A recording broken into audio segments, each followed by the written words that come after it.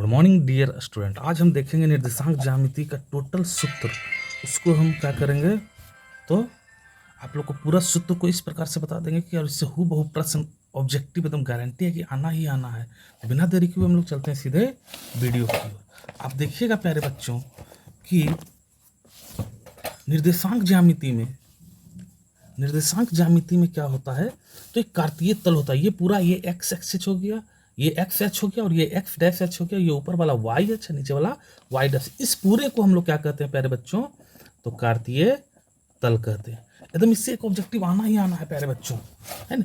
और जहां पर एक्स एच और वाई एच के काटन बिंदु को हम लोग क्या कहते हैं, मूल बिंदु कहते हैं। और मूल बिंदु का निर्देशांक क्या होता है प्यारे बच्चों, तो 0,0 होता है। ये हमेशा ध्यान रखना, क्या होता है 0,0। इधर एक्स एच की इधर संख्या क्या होती है, पॉजिटिव अर्थात धनात्मक होता है, और इधर क्या होता है ऋणात्मक। ऊपर की ओर यदि हम लोग जाएंगे वाई एच में तो पॉजिटिव, और नीचे की ओर आएंगे तो नेगेटिव। इसको प्रथम तल भी कहते हैं, है ना। सॉरी, प्रथम तल नहीं, मतलब प्रथम पाद कहते हैं, है ना। ये द्वितीय हो गया, ये तृतीय हो गया, ये चतुर्थ हो गया। ध्यान दीजिएगा प्यारे बच्चों, इधर इधर x भी प्लस होता है और y भी क्या होता है, प्लस होता है ना। इधर x माइनस और y प्लस।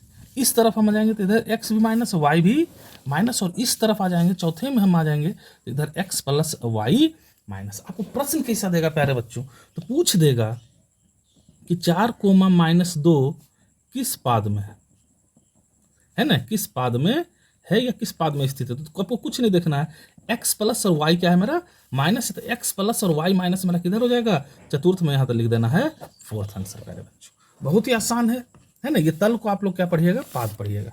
अगला है एक्स निर्देशांक को, बहुत इंपॉर्टेंट है। एक्स निर्देशांक को क्या कहते हैं, भुज कहते हैं। क्या कहते हैं प्यारे बच्चों, ध्यान रखिएगा। इसका एक एग्जाम्पल देके समझा देते हैं। यदि पूछ देगा 2 और 4 में भुज क्या है, तो भुज मेरा क्या हो जाएगा 2। वाई निर्देशांक को क्या कहते हैं, तो वाई निर्देशांक को क्या कहते हैं प्यारे बच्चों, कोटि कहते हैं। क्या कहते हैं, कोटि कहते हैं। एकदम ध्यान रखना है इस चीज को। अब जैसे 2 और 4 में कोटि क्या हो जाएगा, तो 4 मेरा क्या हो जाएगा, कोटि हो जाएगा। दूरी सूत्र, दो बिंदुओं के बीच की दूरी सूत्र कहता है ना। तो इसका दूरी सूत्र हो जाएगा x2 माइनस x1 का whole square plus y2 minus y1 का होल स्क्वायर का पूरा का अंडर रूट हो जाएगा प्यारे बच्चों, अर्थात पूरा का वर्गमूल। लेकिन यदि यही दो बिंदु मान लेते हैं, एक P है एक Q है। P यदि मान लेते हैं मेरा मूल बिंदु है, तो मूल बिंदु का निर्देशांक क्या होगा प्यारे बच्चों, 0,0। और ये मान लेते हैं x और y है, पहले x लिखा था और उसके बाद y। तो मूल बिंदु से यदि दूरी सूत्र कहेगा तो क्या हो जाएगा, x square plus y square का अंडर रूट। मध्य बिंदु का दूरी सूत्र यदि पूछेगा, मध्य बिंदु सूत्र यदि आप लोग से पूछे तो कुछ नहीं करना है। मध्य बिंदु मान लेते हैं ये दो बिंदु है P और Q, ये बिंदु P और Q, इसके बीच का बिंदु कह रहा है, तो x1 प्लस x2 भागा 2 कोमा y1 प्लस y2 भागा 2, ये x नियामक हो जाएगा और ये y नियामक हो जाएगा। आगे देखिएगा प्यारे बच्चों, तो इसी में आता है विभाजन सूत्र। इसी में आता है प्यारे बच्चों, क्या आता है, विभाजन सूत्र आता है। तो विभाजन सूत्र को हम लोग देखेंगे तो कुछ नहीं है प्यारे बच्चों। विभाजन सूत्र मान लेते दो बिंदु, एक P है और एक क्या है, Q है।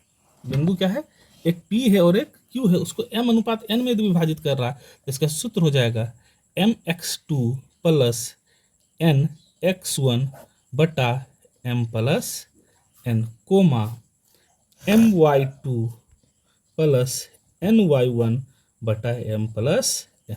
ये अंतः विभाजन हो गया। ये क्या हो गया प्यारे बच्चों, अंतः विभाजन यदि करें तो ये अंतः विभाजन रहेगा, तब ये सूत्र लगा देना।